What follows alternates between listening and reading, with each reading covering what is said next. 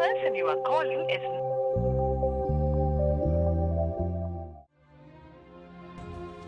రేపా ఫోన్ ఎత్తవేంట్రా? లేదురా, సైలెంట్ లో ఉన్నట్టుందిరా. సరే అర్జెంట్గా 10K కొట్టు. అమ్మకి బాలేదు, హాస్పిటల్ పిలుచుకెళ్ళాలి. నీకు మంత్ ఎండ్కంతా నీకు నెక్స్ట్ మంత్ మిడ్కి ఇచ్చేస్తారా బా? ఓకే బా. రేయ్, అర్రే నిన్నే నా క్రెడిట్ కార్డ్ బిల్లు, ఈఎంఐ అన్ని పే చేసేసి మిగతా అమౌంట్ మార్నింగే ఇంట్లో ఇచ్చేసాను. నువ్వు మార్నింగ్ అన్నా కాల్ చేయకూడదా? ఓ అవునా,